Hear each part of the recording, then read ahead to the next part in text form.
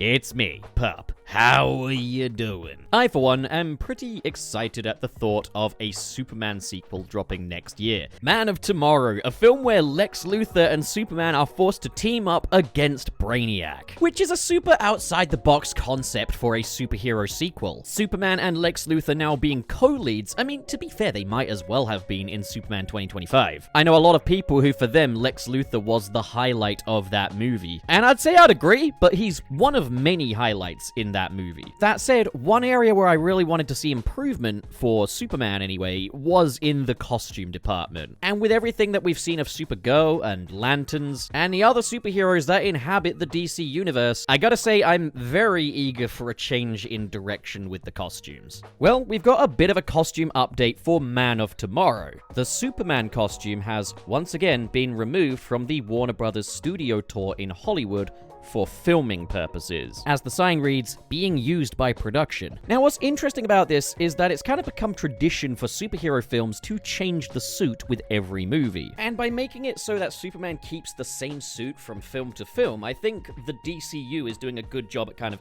differentiating itself from the MCU. This is something I've wanted to see superhero sequels do more often. The trouble is, just not with this suit. The Superman 2025 suit is one that I was hoping would be changed. Not an outright drastic redesign, but certainly not just reusing the suit from before. Not because I thought it was bad. In the case of Superman, like, if I were to rank Superman costumes, I would say that this suit here is probably slap bang in the middle. The designs that it's adapting are good. It's classic Superman, but with the Kingdom Come crest and the new 52 collar. And I like all that. I like that it's colorful. Other things I like about the costume are that it's not made of rubber. It doesn't have visible fake abs underneath it, but that's partly because we've brought in some other problems in the costume design department that seem to permeate across the entire DCU. Every costume looks like a form of uniform, and it usually ends up looking a little militaristic, whether it's the knee pads on Superman, giving the Justice Gang jackets a sort of police vest look to them, or just making the Green Lantern suit look khaki. Most of the costumes we've seen so far all look like they came from the same tailor, looking more like sci-fi boiler suits than superhero costumes. The colors are there, the boots are there, the logos are there, the underoos are there, but it's all been put through the modernize this for me machine. Seemingly on default settings,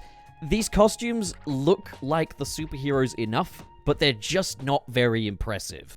I mean, if you want to look at an example where a militarized superhero costume kind of makes sense but smothers the mythology, we don't talk enough about Ultraman's suit. Now, I get it's a very different version of Ultraman, and I do like the mask, but talk about adding so much detail that you smother the existing details. What the hell is all this for? Why would there be Kryptonian patterning, I'm assuming this is what this is supposed to be on the Superman suit, on an Ultraman costume designed by Lex Luthor? He's got a speaker on his chest, but they put it in the very center of his U on his outfit. So the U for Ultraman now looks more like a W from a distance. But I have made a devoted video to discussing the DCU costumes in detail, so I don't intend to go as much into that here, so much as I kind of want to talk about the Superman costume situation for Man of Tomorrow. And there is a chance that this could be used for the opening scene and he gets a new upgraded costume later on. A lot of movies do that. It could even be a background prop. It could just be something in the Fortress of Solitude while Superman otherwise sports a new outfit. But I honestly don't think that will be the case. From Peacemaker Season 1 to Season 2, while yes, Peacemaker did get a new suit, he still retained his original one from the Suicide Squad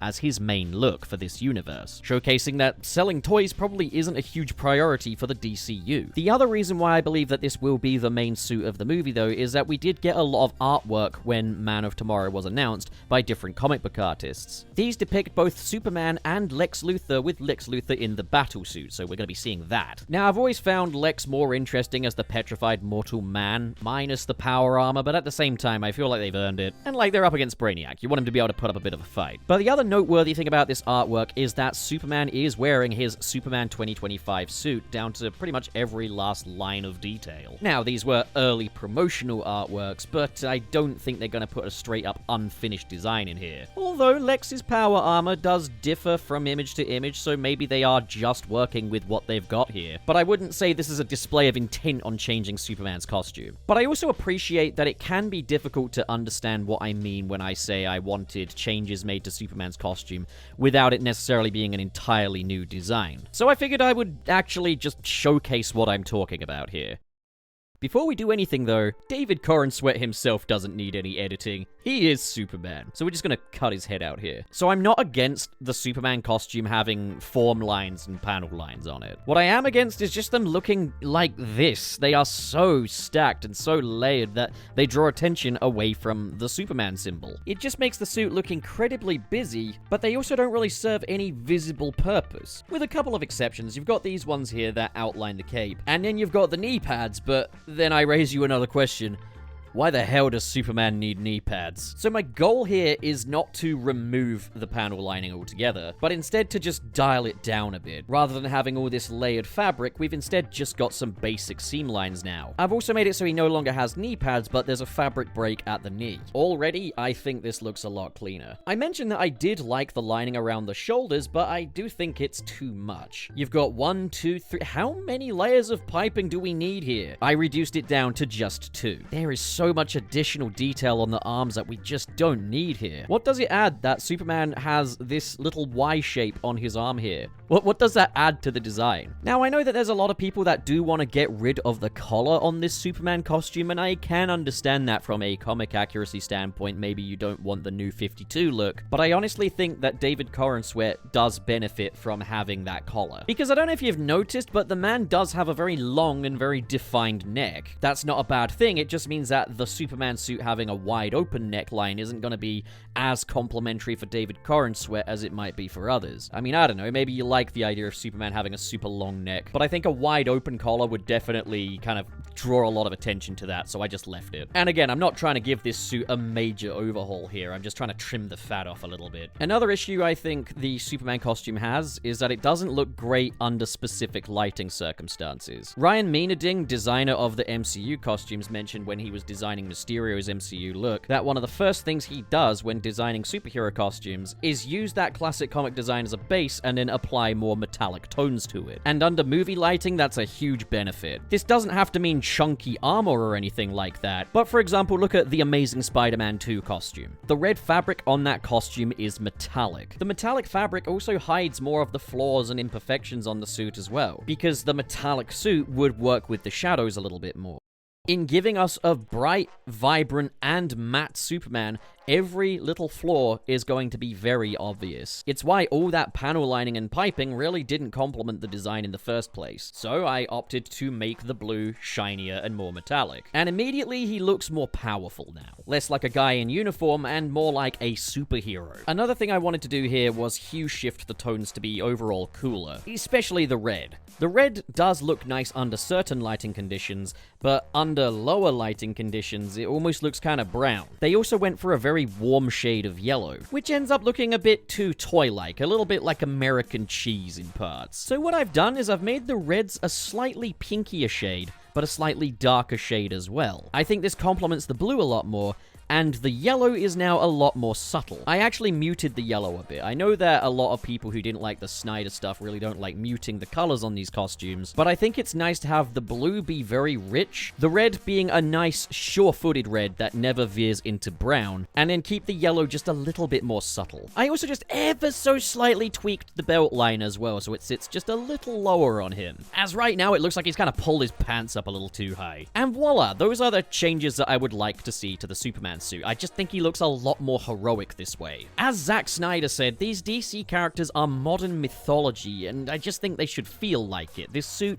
just needs more presence. That said, if I were put in charge of the next Superman movie, I'd probably do something like this. Go for something a bit more akin to the Fleischer Brothers Superman. I just think a black crest on the chest is always the right way to go. But for the improvements to the existing suit, I did want to respect everything that they had laid down already, and the overall styles that they were going for, but I just wanted to refine it a little bit, and just little refinements are what I really do want to see. If not, it's not the end of the world though. I don't dislike the Superman Superman 2025 suit by any stretch, and I think it does look great under certain lighting conditions. I appreciate that they're not going for the whole lonely god mythology that the DCEU went for under Zack Snyder, and that this Superman is more just a guy, kind of a bit of a dork even. But I think there is a middle ground. I think Superman should still be able to just aura farm by just standing there. And right now, I think the aura is just slightly lacking. What do you guys think? Do you hope that Superman will get a new suit? Are you satisfied with the one that he has already?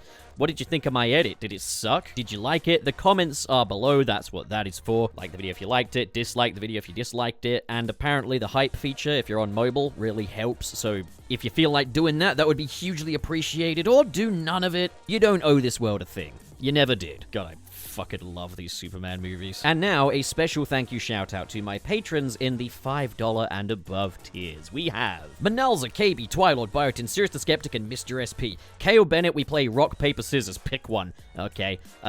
No, you could just pick another. Like, it's way after the. No, not fair. Dead, Any, Zag, Goku, Ghostly Phantom, Xanderwolf, Channel Pup, Council of Geeks, SSS06, Carlex, RT0, Marv Animation, Grant Allen, Josh Strider, Silver, Ben Raven, Basic Content, Gideon Wells, Pressplay to Jason, Joseph Tribble, and Cho Henshin. Thank you folks so much for being so generous. And as for the rest of you, my channel is like an all-you-can-eat buffet, so go get yourself another plate. Peace!